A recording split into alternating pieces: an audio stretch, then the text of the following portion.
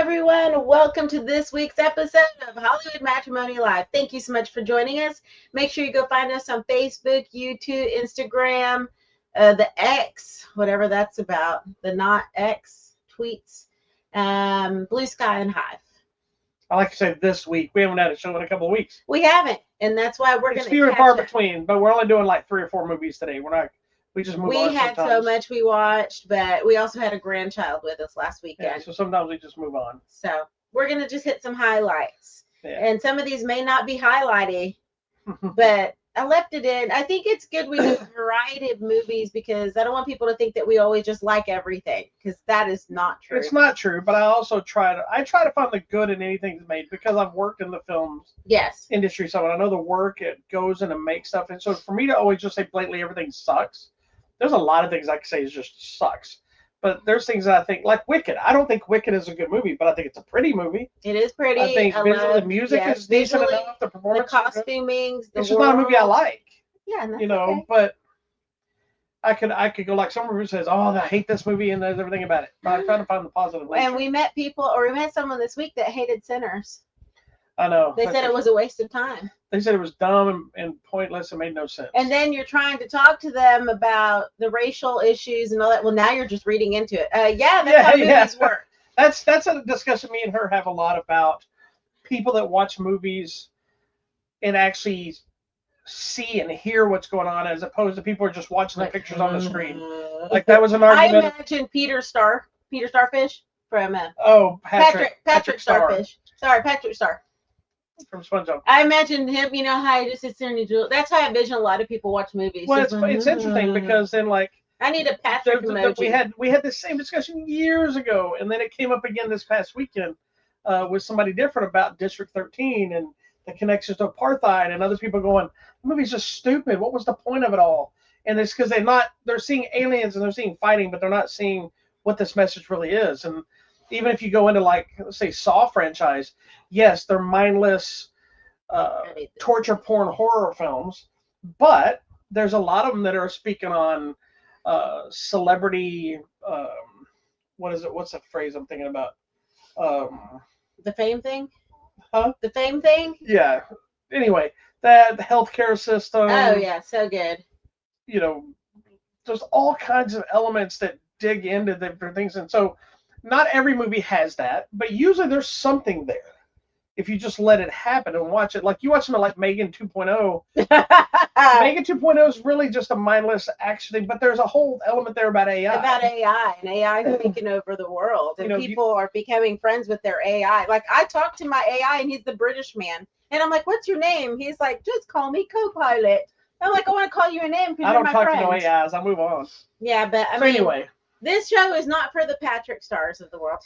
So sorry. But I'm telling you, if you open your mind and there's things I refer to as a popcorn film, which are the ones that you just kind of shut your brain off, you have a good time, right?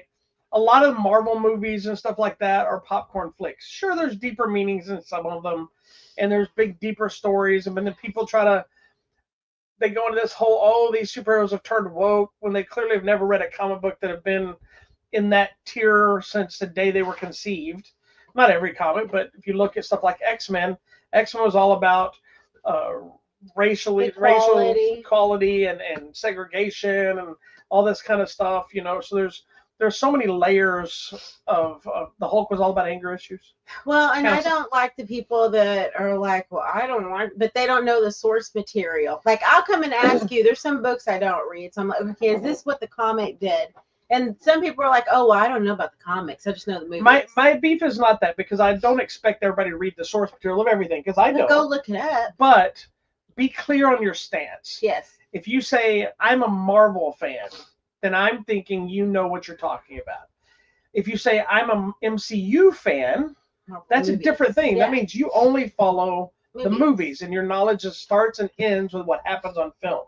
And so we can't have the same discussion except about just the movie. I can't say, well, that's not how it happened, or I understand. And unlike a lot of people that do that, I separate my comics and my movies, and I create, like DC has a thing called Elseworlds, where they tell different kinds of stories off the standard path of all their characters. So like Batman is something like a Zorro or Gotham by Gaslight or all these different things, but that has nothing to do with the normal Batman comic.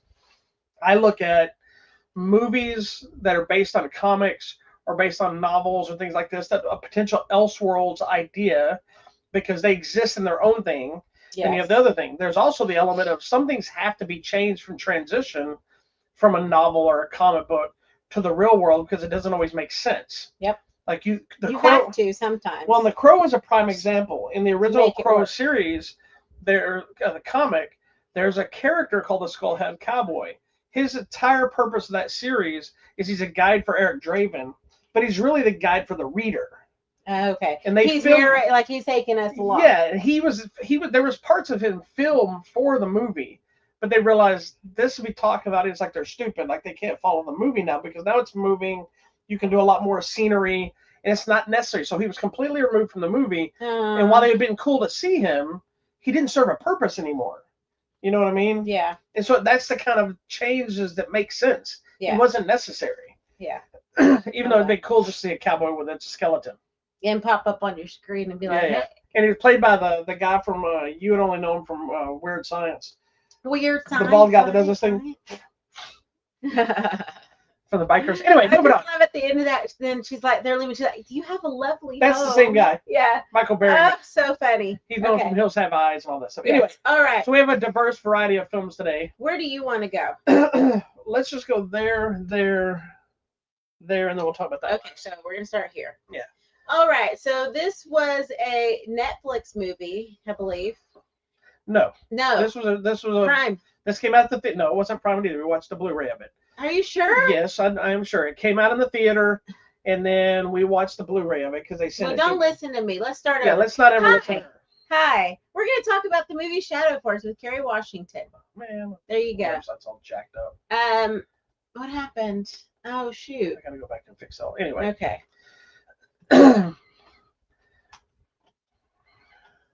Oh, am I doing okay. Yeah, you talk. So I obviously don't know what I'm talking about today. I don't know anything. You don't ever know anything.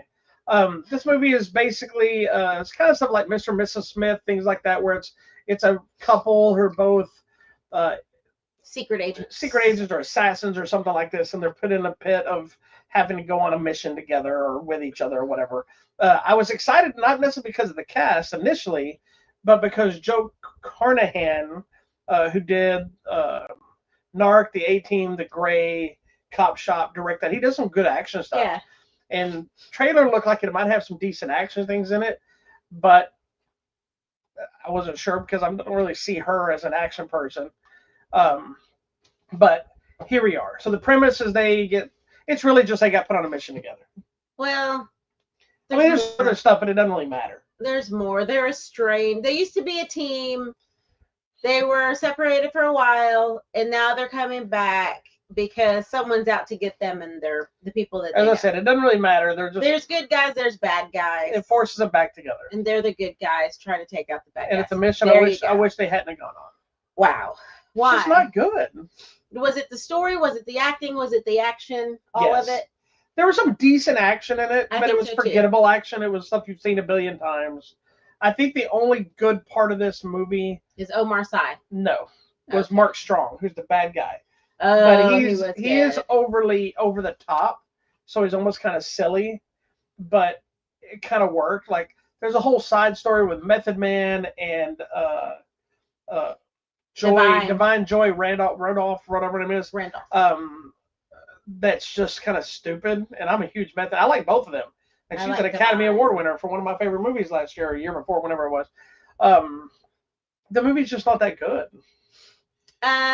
It's a generic. I like seeing this guy again, not with dinosaurs. True. And I love that even in the dinosaur movies and in these, he weaves in his French because he's a French speaker. And I love that he weaves in French with the English because I love when people are themselves and you can just bring your persona into your character and weave it in. I like that. So woke. Too woke. But, and I guess there was some story, there was some semblance of a good story of them as a couple and the other people as a couple. And it all worked. And then there was a breakdown in the continuity of this story. The movie's all over the place. It felt like there's this thing, little pause, and there's then a little pause. Like it didn't always kind of run seamlessly. There seemed to be a lot of, for me, there seemed to be these choppy things where it was choppy. people suddenly were other places and not together, and then people were forgiving each other very easily or accepting things very easily, or then turning on each other, but it was okay that they turned on each other, and then we're friends again, but now we're against each other.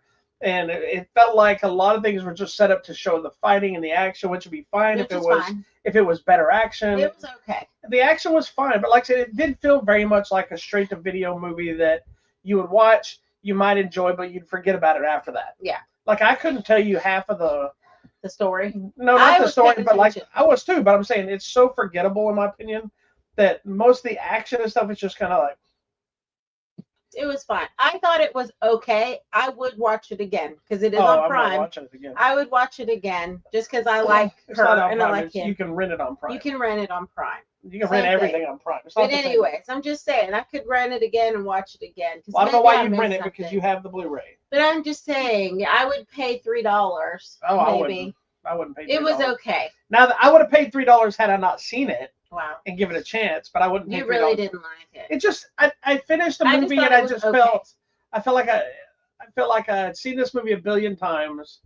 I felt like I'd seen this movie a billion times better, and I felt like I wasted my time because it didn't do anything. It was just it felt like there was multiple, like you were talking about multiple things happening. It almost felt like they took a bunch of scripts and slapped them together. Yes. And nothing really worked. It was okay. It's not horrible. I just don't care. It was just okay. So decide for yourself. Shadow Force is out there somewhere. Okay. She thinks it's on Prime. I don't know why I keep thinking that, obviously. Because you saw the Prime logo. I'm stupid. It can be rented on Prime, but it is available on Blu-ray and DVD. I'm sure it'll show up on Netflix or something soon if it hasn't already. Okay. Let's talk about a different movie that I really did enjoy.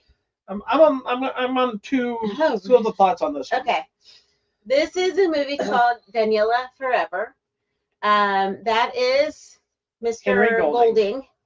And I don't know who this lovely lady is. She's a Spanish actress. It's set in Spain, so there's going to be moments like, oh, they're speaking Spanish. Oh my gosh.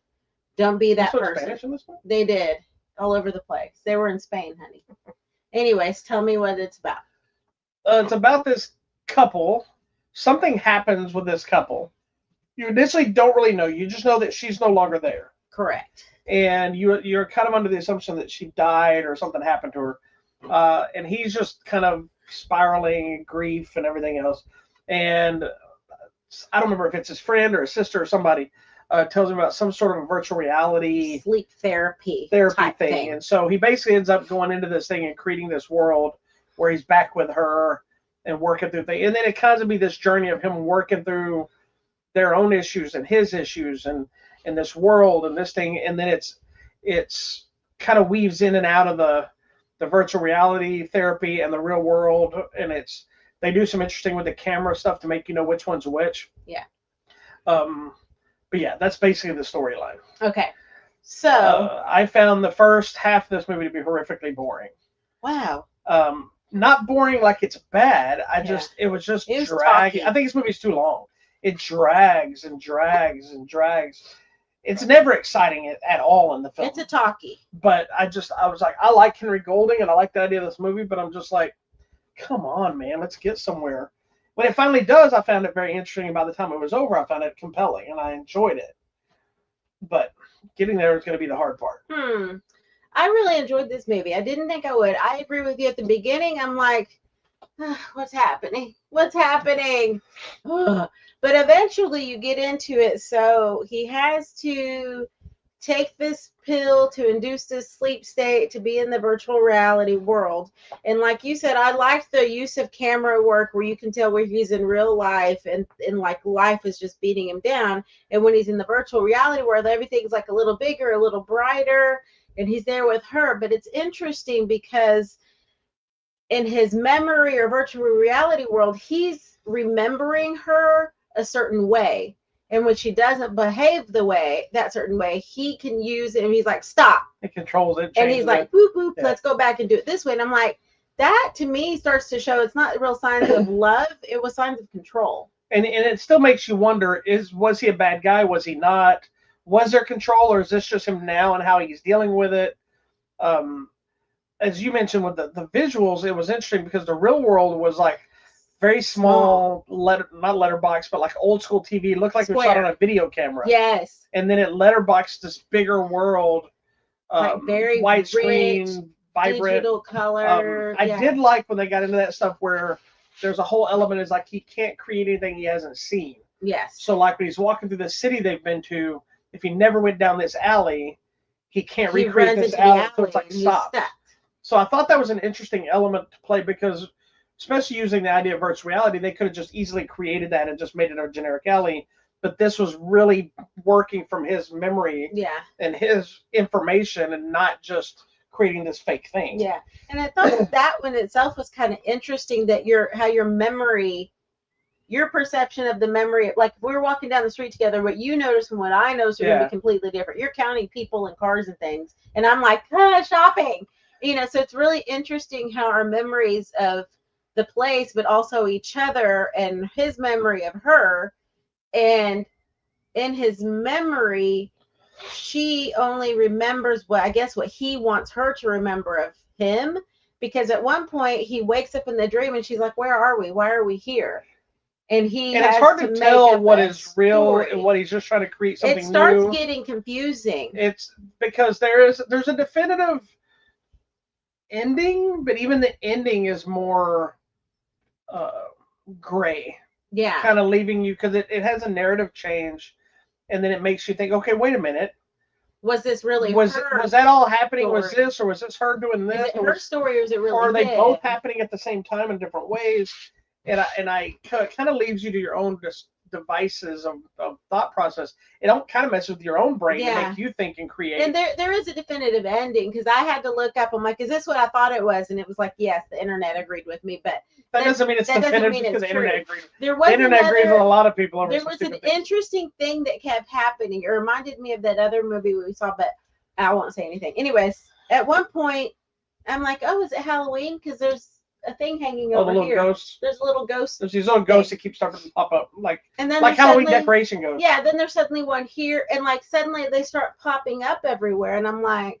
But it's not really a main story plot, so if you don't, they don't ever really mention. They don't, but you start realizing, I'm like, this is like the ghost of his past, or he did something and he erased, and I feel like every time he was trying to change something, like. Boop. Like one of those appeared. Oh yeah, because he's trying to change the memory into his new reality, and you can't. That your memory is your memory, and I think sometimes people don't want to remember the bad stuff, but that's part of who you are. It's interesting because the story, which is why it gets interesting by the end of it. It's not just a sci-fi element of it. When you start unfolding some of what happened. Because it's kind of annoying for a while too, because you're like, okay, where is this bitch? You just know she's gone and he's grieving and he can't move on. He's acting like she's dead, so that's kind of what you're thinking. Yeah. She must have died, but nobody's talking about it, and it made it annoying to me. But then you realize why, and then you start understanding what's that gray area of did they have a good relationship? Was it not a good relationship? Was there more underneath there, or was there not enough? Because remember, we start getting some conversations of him with her friends. Yeah, was it something that? Okay. It's like you said, it's his perception of what was going on, but then the reality of what actually starts coming is unfolding, and sometimes it's good, sometimes it's bad, So I think it's kind of it's a love story, but it's really a journey of self-discovery of learning what really might be going on that. In a way that a lot of times you never get through in a relationship that ends, whether it's someone passed away or they leave you or you leave maybe them. There's no resolution. You don't always get the real truth of why this happened because there's always another variable. In this case, it's all about self-discovery and realizing, oh, did I do this or did I cause this? And it's not all like you. It's like, well, okay, maybe I'm being selfish, or was I being abusive, or was I not? And it was her. And it's like, was she even were we even really happy? At one point, we get to that point where he's like, he realizes he keeps trying to change his memory of her, and then he starts realizing, well, wait a minute, was this even the relationship I thought it was? Yeah. I mean, it gets deep if you let it. Yeah, don't be Patrick. You gotta pay attention. You have to kind of let this movie happen because it's slow. The first 45 minutes of this movie is slow. But then we get going. Very slow, and it never picks up to a fast pace. No. It just gets more interesting. Yes. So I didn't hate this movie. I enjoyed it. It's because I've made it to the end of it. I like that it was something different too. Yeah, yeah. It's very different, very creative. And it's done by what's his name? Nacho Vigalondo, who did Colossal, which I loved, which is the one with Anne Hathaway about the big monster. Yes, about the monster. Again, another movie. Which that whole was a metaphor about abuse. Was it abuse? It was abuse, but then when you get the power back, and then you start abusing other people. Yeah. That movie's fantastic. So good. So that made me want to see this movie. But yeah, it is a unique voice. It's not going to be for everybody, but stick it out. Just don't decide based on the first half of it. Get to the end of it. Yeah, and then think about it. Because that is one thing I will say about a lot of movies. You can get through a movie and the first half of a movie just be trash. But if they're smart enough to weave that circle back around to make all the rest of it make sense and be worth your time, then you can kind of go back and be like, okay, appreciate that journey you went through to get to this. Sometimes it's just a horrible payoff and it's just trash all the way through. But this is one of those movies you got to take that. And almost, I thought about it after the fact too. It's almost like I was bored and annoyed and tired. I'm like struggling to get through this, but then I thought by the end of it, I'm like, maybe this was like almost a metaphor of the relationship. We're struggling to get to this relationship to get to these answers. You find out they had some struggles, and she had a whole different relationship before that was completely different. Yeah. And he took her away from that, but then I think he's like, did I take her away? And that, like, was that the person she should have been with and not? I mean, I don't know. It's a whole big ordeal. You got to watch it. There's a lot happening there, so highly recommend. Yeah. It's different. It's a decent movie. It's different. It's weird, but I liked it. It's available. Well, it was limited. It's probably on digital or something now. It's probably one of those limited release ones. So it was a couple of weeks ago. So by the time now, it's probably on digital. It's probably on the line.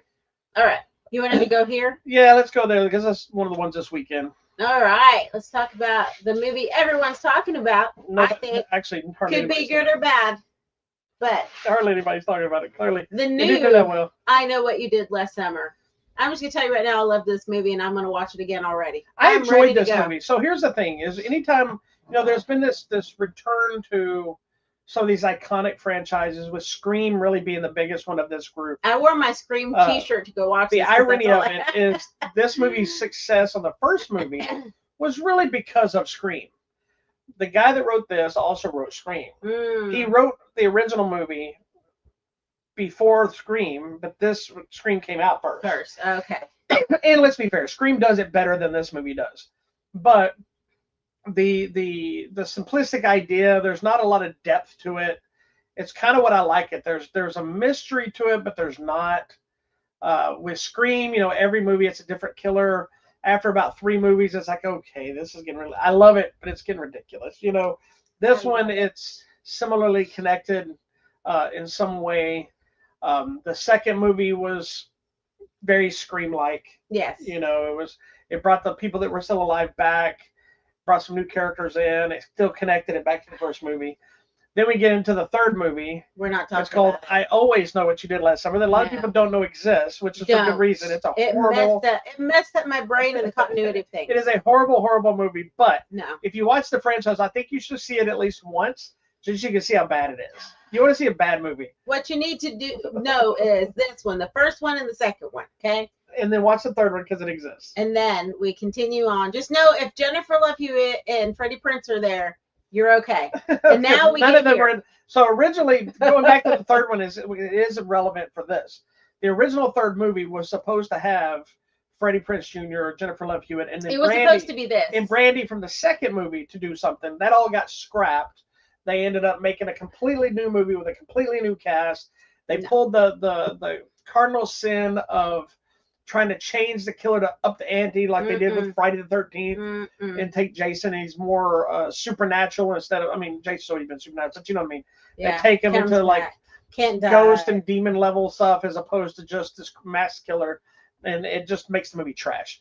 So we never thought we'd get any more, but surprisingly, they had an I Know What You Did Last Summer TV series. I don't think they only did 1 season. It didn't have any of these people in it. I don't even know if it was connected to the original movie or if it was I've never even seen it. But anyway, this new one finally brought back, they pulled the Halloween, they pulled the Scream, they brought back Freddie Prinze, and they brought back Jennifer Love Hewitt. That's not a spoiler. It's on the poster, and they're on the trailer. There you go. Jennifer Love Hewitt really, from my understanding, never had any interest in coming back for this. But she finally, they convinced her for whatever reason, and here we are. There you go. So the thing with these movies, and I always get tired with every one of these horror films that people complain it's the same crap. Of course, there's a formula.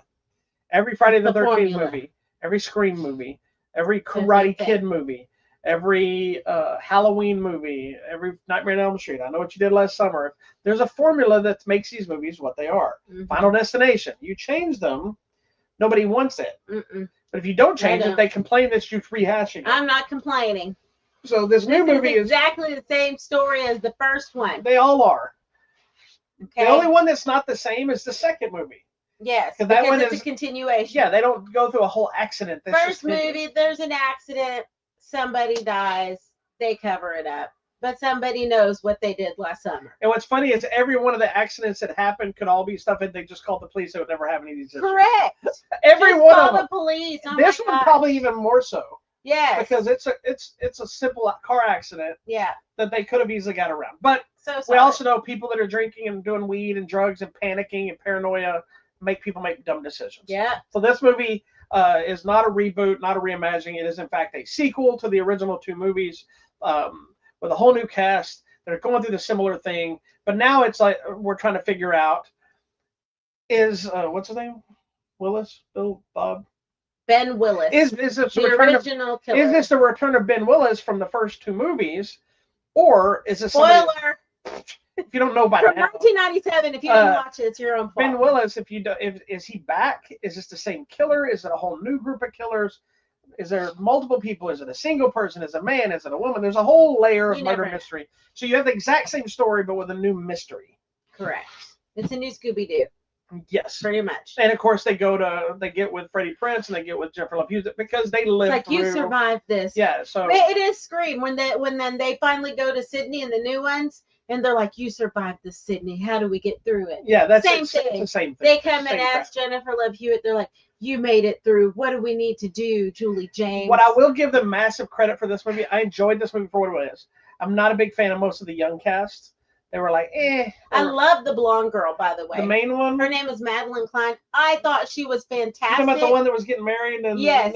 No, because she's fantastic at being that very insipid, like blonde. I don't care. Okay, you get that. She annoyed me to know it. So yeah, she's in it, and I love it because she plays it like. I'll give you that. I'll give you that element perfectly. If you're going by that route, then yes, I agree. Yeah. I this young cast annoyed me, but not in a bad way. Like I hated the movie.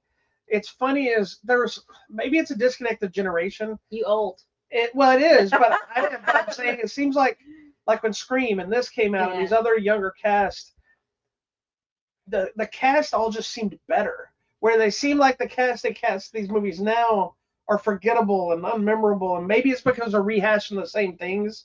And they're just not trying to find. Let me find the new blonde girl to play Sarah Michelle. Let me find the new brown-headed girl to be her. Find the new Freddie Prinze to be him. Yeah, they all just don't stand out anymore. But what I will give this thing credit for is they didn't just bring these two back, not only just quick cameos, but they didn't bring them back as the same as they were before. They did something new with these characters, so it actually furthered Jennifer Love Hewitt and Freddie Prinze Jr.'s characters from where we saw them before. They are both so hardened and trying to separate themselves from it.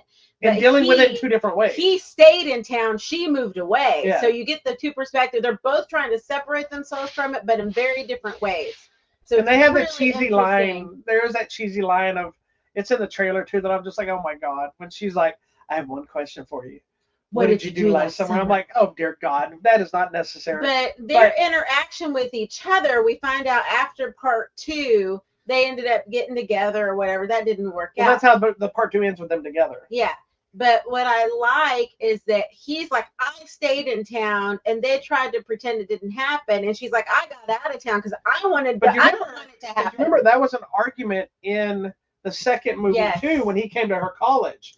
And she didn't want to go back. I don't want to go back. And he's like, I have a job there. I have to stay there. Why don't you come? I don't want to. And that caused their friction then. Yeah. So that's an ongoing friction, but they're two totally different people. And then in their lives have gone separate directions. You know, when she's like, what did you do last summer? And she's like, Well, kill the killer before he kills you. And he's like, what kind of advice is that to tell a bunch of kids?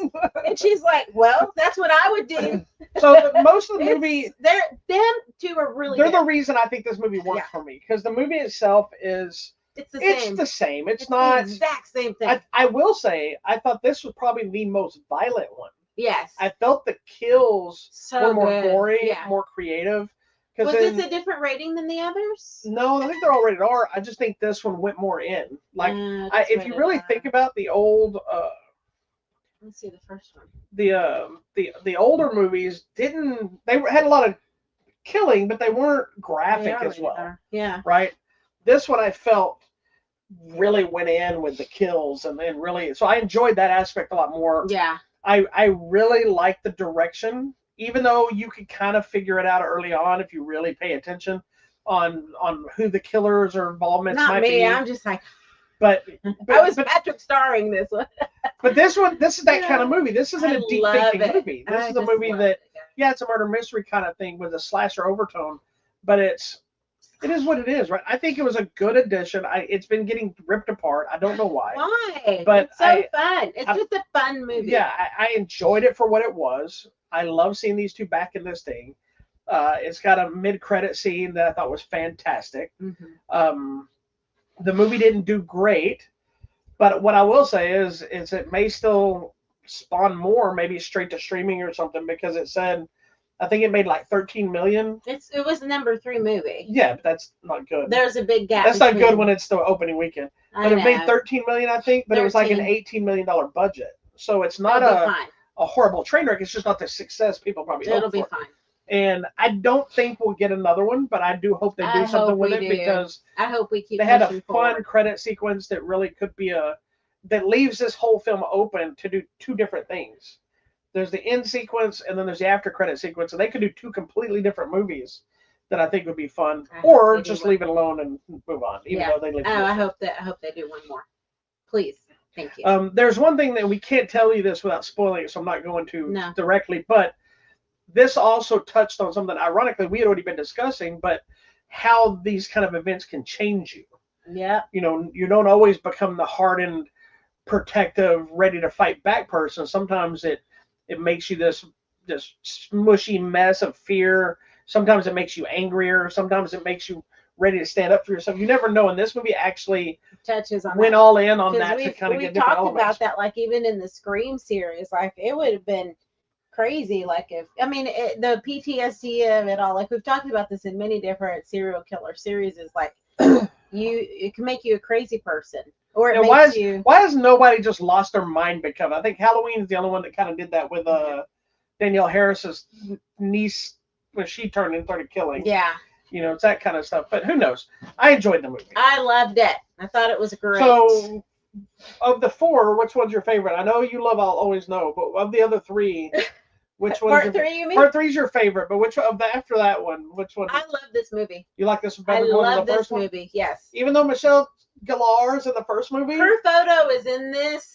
And they mentioned her because the new blonde girl is like, oh, she was also queen of whatever, and so she's all through this movie with her photos and T-shirts. Yeah, and I love it. They found a way to really inject her in the movie. I love. There's a mystery podcast element, which I love that we're bringing that in. So modern. I was a little upset they didn't get more Ryan Phillippe in there somehow too. Right.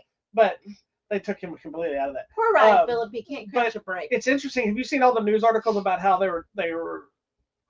So Sarah Michelle Gellar was at the premiere because obviously her husband's in the movie. Yeah. And her photos in the movie. And I believe she's friends with the director. Does she get paid because her photos in the movie? I have no idea. I didn't see her contract.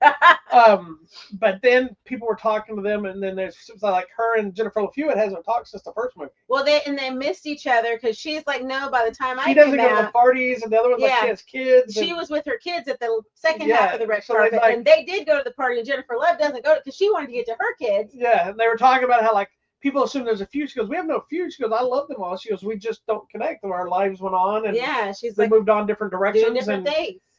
So it's not everybody is friends with everybody. Yeah. Anyway, I know what you did last summer, 2025. It's in theaters now. Go see it. If you like the other ones, Give it a chance. You may hate it, but who Oh, cares? here's Ryan Phillippe. It's a He's fun in flick. the He still TV works. show Motorhead. I know, he still works. I love Ryan Phillippe. I He's wish awesome. he had gotten just I a had totally big forgot that thing. he actually got to do some karate in the first movie when he's working the bag. Yeah. Because he's a Taekwondo black belt, and I keep waiting for him. I don't know why he's never gotten any real action stuff where he got to do some Marvel of that stuff, movie, man. Well, he was up for Captain America, but he's too short for Captain America. He was also originally up for Anakin for Attack of the Clones. Oh, that I would have loved good. him as Anakin, but right. He's a small dude, so it's hard to get him some of that power status, if you will. Oh well. Anyway, I know it's good last summer's in theaters now. I loved it.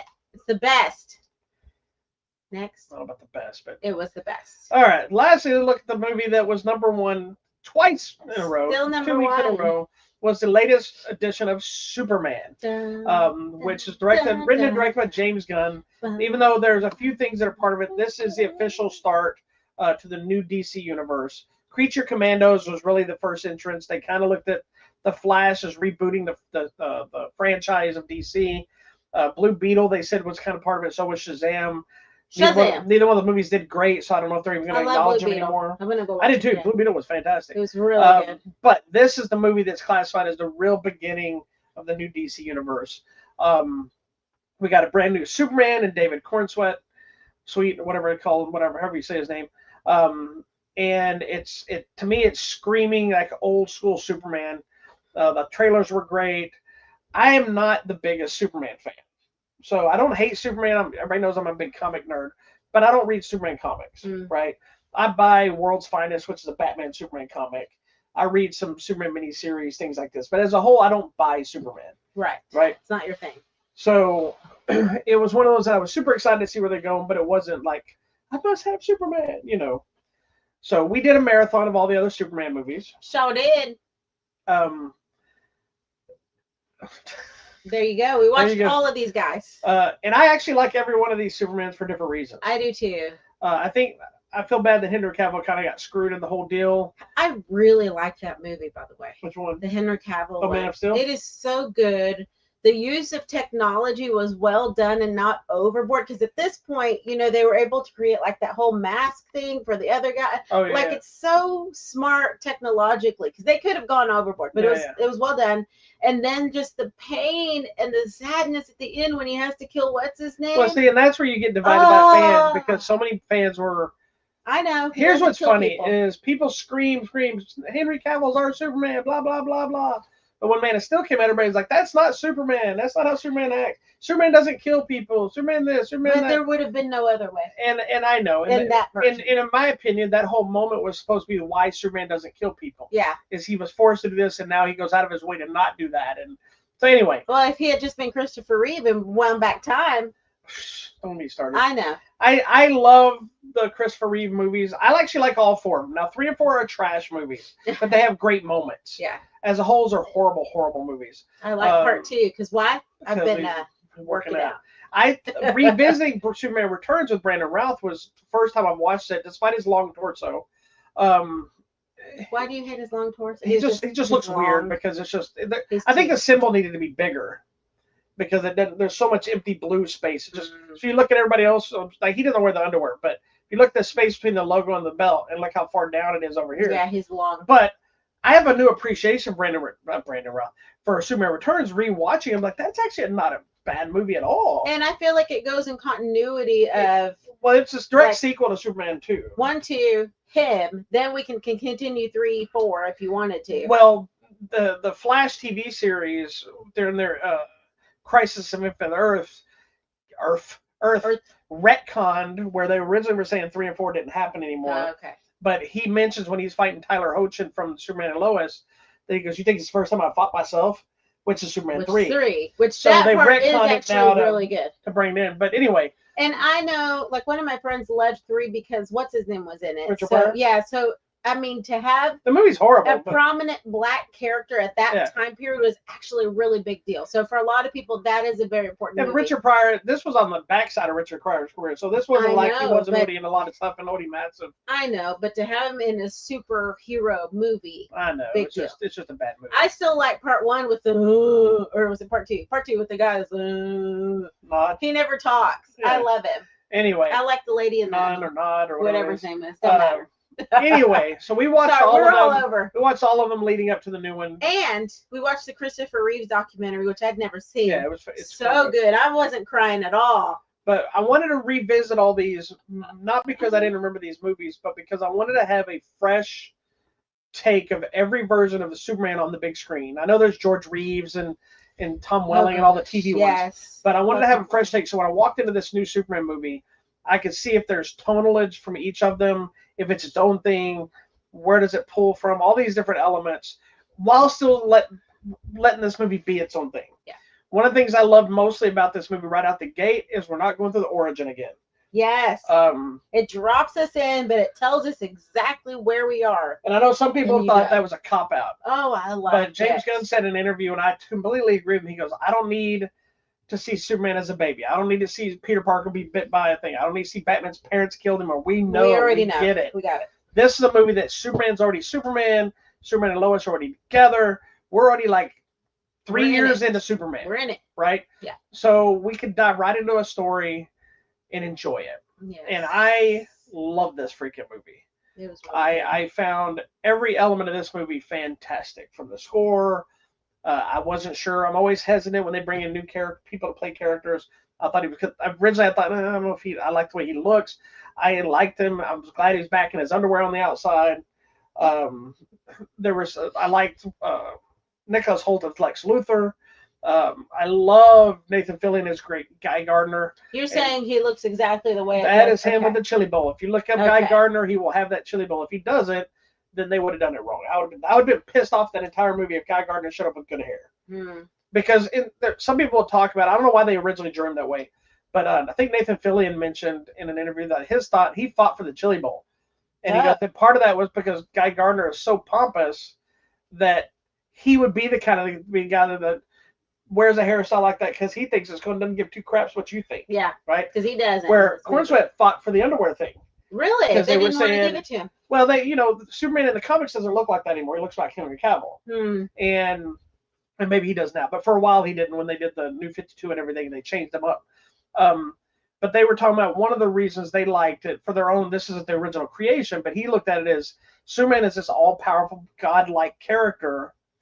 And when you have those red underwear like that, he almost looks kind of silly. And it kind of grounds him that he's so powerful, but he looks sort of ridiculous.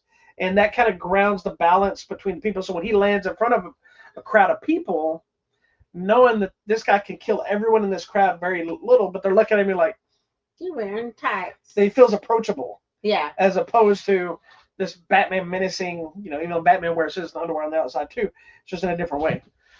But I thought there's something about the uniform. It's just such a throwaway line, but it's so sweet and endearing. At one point, his mom's like, well, I cleaned your suit and your boots for you. And like, his mommy cleaned Superman. That's in the trailer too.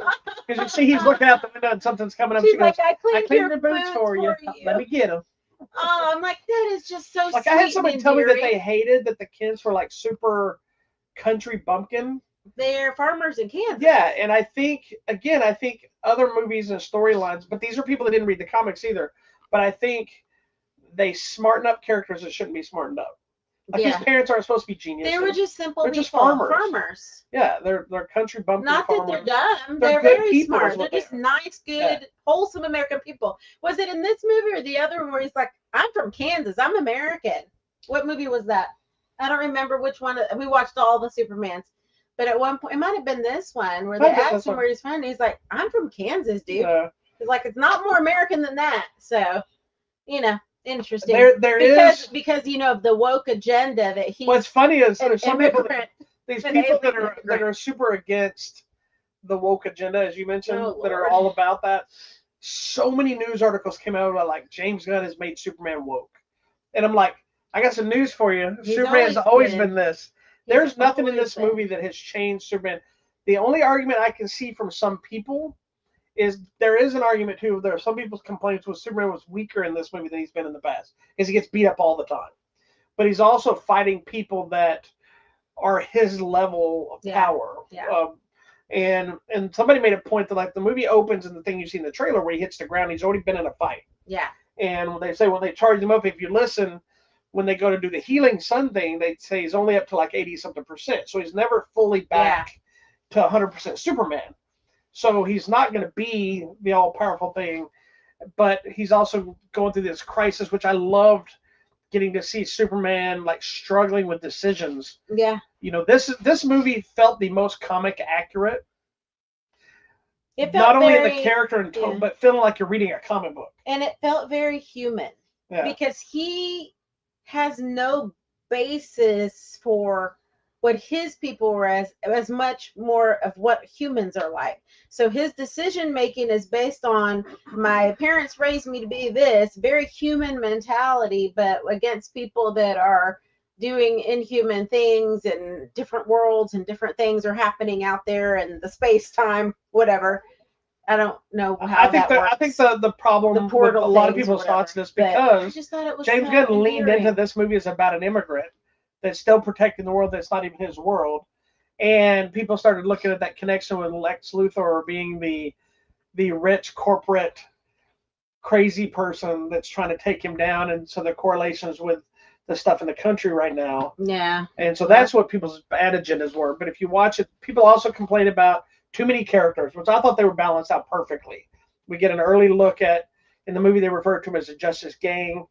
Clearly, might be the lead into their new version of the Justice League.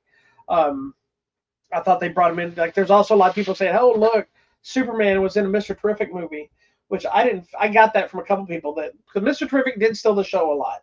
He was such a great character. I'm not even a fan of that character. He was just over there doing his thing. I know, but he was one of the, I think he was.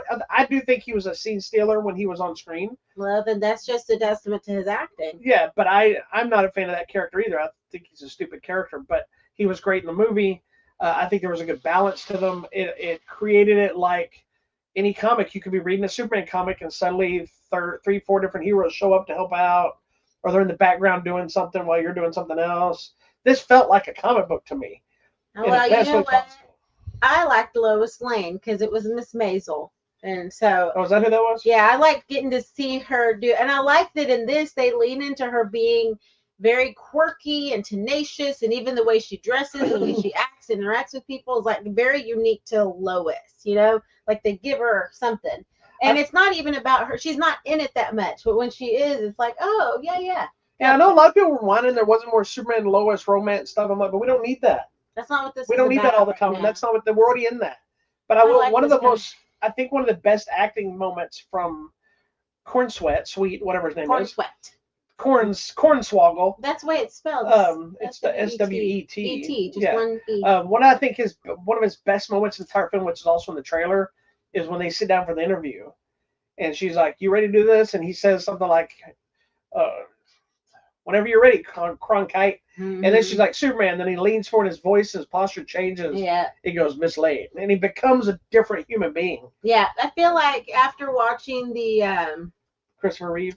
Yeah, because there's one point where his son was like, I watched it, and he's like, I saw my dad go from this to this. Yeah, his posture changes. And I'm just like, oh my gosh, that was very much what they did in that scene too. He leaned up in that chair, and his posture got like big. He looked like he swole up. Yes. And it's all because he was leaning back and chilling. And how ripped Christopher Reeve was, but you didn't get to appreciate it in that suit. Yeah. So random information. But no, I really enjoyed this movie. I like that it leaned into the comic bookiness, the sometimes goofiness. They took some liberties with certain things, but I enjoyed it. I know some people think it was a cop-out of doing Crypto and just to sell toys and make it kid-friendly. Crypto was a major player in Superman's world, which I love that they dealt with, and the whole thing was actually also making Crypto was always looked more like a lab-type dog in the comics. Oh my goodness. But they purposely made him look like a shelter dog in this. Yes, and there have been so many commercials from the guy saying, "Go adopt a shelter dog," just like Superman. Oh, they said adoptions are massive right now. So. All because of that. And that dog is actually based on Ozu, who is James Gunn's real dog, who he classifies as the worst dog in the world. Aww. But they motion captured his dog, and so he posted a video of his dog watching the screen and barking at it and running back and forth, watching the other one. Anyway, I love this movie. I thought it was great. This is one of those, I'm going to use your line, that I would definitely watch this again many times. There you go. I can't think of a moment in this movie that I wasn't happy watching this movie. There is a lot going on. There's a lot. You got to pay attention. I enjoyed it. I might have snoozed for like 2 minutes. What? During something, but we I did got go back see it on at like track. 10 at night. Yeah, that's late for me. But it was really good. I liked what's his name as the bad guy. Nicholas Hoult. Yeah, with his. Okay, I will say this: there's a character called the Engineer. That's from the Authority, which is from the Wildstorm universe, which was Jim Lee's universe, in Image before he sold it all to DC and then took over and became the head of DC. The Engineer character doesn't look anything like she did in the movie, so that was a little off-putting for me. I see what they're doing with it. I don't know if the other one would have worked. Probably been too Silver Surfer or Colossus-like. But it was so different that until they said it made me completely forget that's who that was. Oh. And I knew the Engineer was in this movie. It was announced. Okay. Because that was supposed to be, because they're doing an Authority movie. Oh, okay. But I don't know if now, there's been talk they're changing it to an animated type movie. But, well, you know, which I think would work better. Their animated features are where is that? I think that might work better initially because nobody outside of hardcore comic people know who the Authority is, so it wouldn't probably catch. But it's got Midnighter and I need you to be my comic nerd at these things. Yeah. At one point, you were like, yes. It's little things that make me so happy. Which I'm glad then for the real comic fans that you were like, you're like, if they do it right, I saw you over there. You're like, Oh, we were talking about Ultraman. I guess you just knew people showing up, and you're like, oh yeah. Well, because we all know it's Ultraman. Like, that's what he looks like. They made an announcement that was Ultraman, but it was how were they going to handle Ultraman? And the story is different in this movie, but it was like there's a couple of ways they could have gone, and I still think they're going to go that way on one level later on down the road, maybe. But yeah, there's little things like stuff like when the T-spheres are getting used as cool, and Metamorpho shows up, and all these different elements. It was. And I'm just like. It was fun just to see characters. And fun fact, you may not know this, but the character of Metamorpho, who is like this elemental type character, like the guy in a suit. That's not CGI. Oh, that's for real. That guy's in an actual suit dressed that way. Oh. Now, of course, when he's like crazy. Steam or smoke, that's CGI. But yeah, he did it. They posted pictures of him talking and stuff in the full getup, the mask, the costume part of it. Because he had like weird. Well, he's like 4 separate elements things, and he had like one kind of eye this color, one of and it's so cute. And thing grabs thing and runs. He's like, he's over the top, and but it was cool. And he acted like he does in the comic. I'm not a huge Metamorpho fan, but I just finished reading the Outsiders series from the 80s, and Metamorpho is a main character of that group for the entire 50-issue run. I liked him. 28-issue run, excuse me. His powers are pretty cool. And I'm like, oh, cool, they did him pretty good. Because I was trying to figure out how they're going to work him into this story, and what they did was interesting. That's cool then, that they have it all painted up and all that. That's nice. I have to go look it up. So anyways, check it out. It's still the #1 movie, holding strong. So it is in theaters. Can I just say, too, I applaud James Gunn for coming out, because people started talking before the movie ever came out, because people are trying to bash it. Then they started talking about, always going to make the amount of money Marvel movies make. DC struggled. And he's like, anybody that thinks this movie needs to make $700 million is an idiot. It doesn't need to make that much money to be a success. It has its budget. It has its thing. So he goes, but people like it. It needs to make box office, obviously, but it doesn't need to be this insanely thing, and I'm so tired of reading articles that are like, oh my God, this is a massive flop, because it didn't make as much as this Marvel movie. It only made $50 million. Like even I Know What You Did Last Summer. Yes, it didn't do well. It only made $13 million, but they gloss over the fact that it only cost 18, because all they're saying is it was a major flop. It didn't score any amount near as much as the original. Okay, well, it wasn't going to make that much going against Superman. There's no way it was going to happen. But if it keeps having a little bit of legs there, and then it does really well on streaming and things like this. We've had sequels for stuff that didn't make any money. So and they made another one? Yeah. They made the third movie. They made like part 4 and 5 of what was that movie that was horrible? And I'm like, they made another one of these? I don't know. There's a lot of those. There's a lot of those. And anyway, I'm just like, somebody really Superman's fantastic, and yes, stay through the credits. Yeah, there's actually 2 credit scenes, and what I love about the credit scenes of this movie is they're nonsensical. They have no point. They're just fun. There you go. They don't set anything up. You're not automatically being prepared for something else. It's just, let's have more fun. Okay. So, anyway. There you go. All right. Tell me what's coming out. This week, we got a few little things. Nothing really brand new, but we do have Small Soldiers is coming to 4K. If you've never seen that, it's about the action figures that kind of come to life and go to war with each other. Yeah. There's a new 4K of Cobra, my favorite Stallone movie, coming out. Nice. Let's see what looks like Madagascar is getting a 4K release. Strangers of Candy, Carnal Knowledge, and then a controversial movie, Rust, which is the movie that Alec Baldwin was in that had the lady that got shot by mistake and with the bullet been a concert, or whatever. This is one of those movies that nobody would have cared anything about had none of this happened. Yeah. It's a Western. It would have been probably a straight-to-video Western. It would have been come and gone. Nobody would probably cared. I can't tell you if it's a good movie yet. I haven't watched it, but we do have it. We have it. We'll watch it this week. It's going to be a massive watched movie on some level just because of the controversy now. I guarantee it. That's too bad. So anyway, but it's coming out. It's got a decent enough cast because it's got Alec Baldwin. That was years ago that Travis happened. Fimmel. Well, it's been in litigations and they couldn't release him. They couldn't even finish the movie because there was a murder case. Yeah. So accidental death, not a murder, but it was a Crow situation. So anyway, that's too bad. Well, coming out on the line on Video Demand and Digital or in the theater this week, we have a movie called Ghost Killer, which we will be talking about, right? Are we going to talk about it? Ghost Killer? Yeah, I could have talked about it now. I haven't seen it. Well, and it has one of the girls from the Baby Assassins, right? Yes. Which we really like. Well, we can. And talk the about guy it that did the stunt choreographer or fight choreographer or something like that with Baby Assassins franchise directed this movie. Okay, well, you can talk about it next week. Also, we have the movie Ick coming out, which it's a high school teacher trying to handle an alien invasion type thing, but the thing is called Ick, and it's just like, that looks interesting.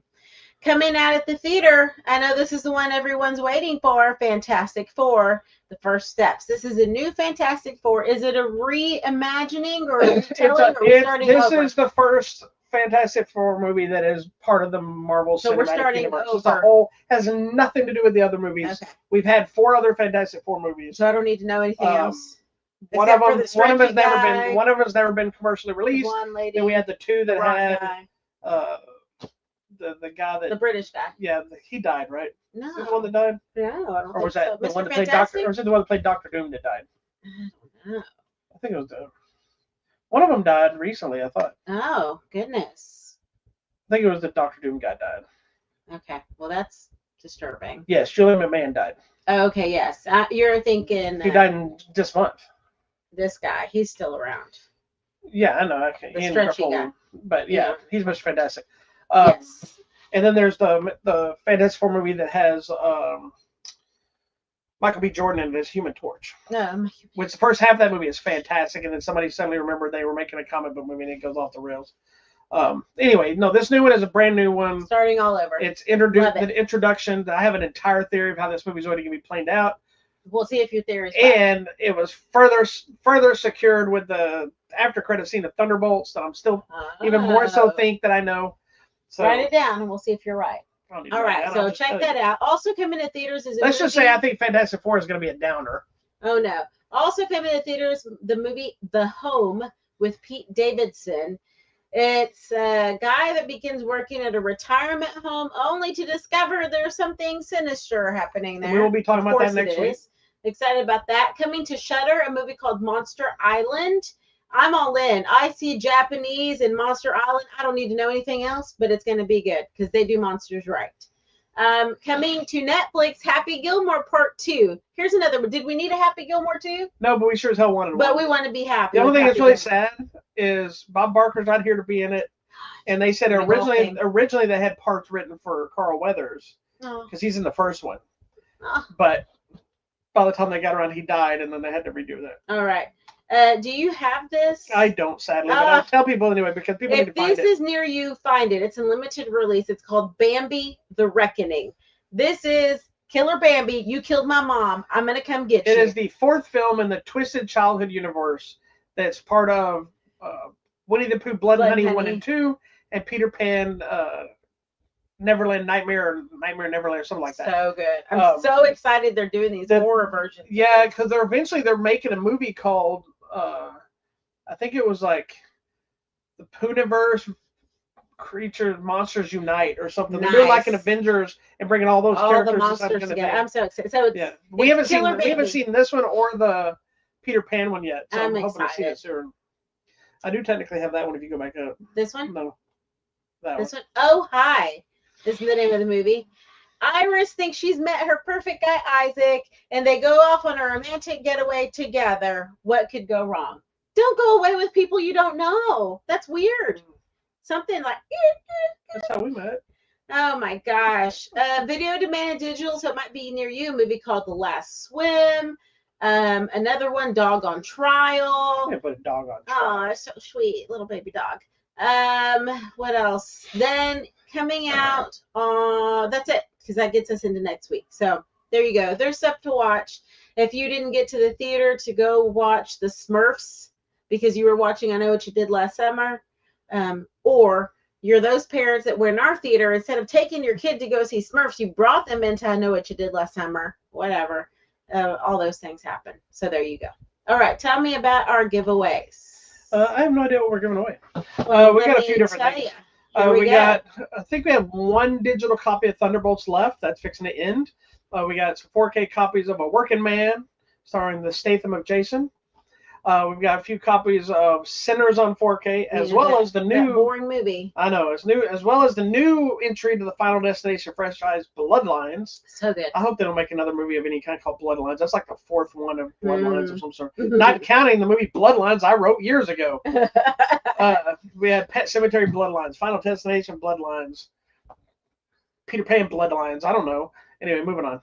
And then we got the Sean Connery 6-film collection, which are all the James Bond movies that are just Sean Connery. And then last, but certainly not least, a movie that surprised the hell out of me, a Minecraft movie, which is really a fun-ass movie. There you go. Stupid, but it's hilariously fun.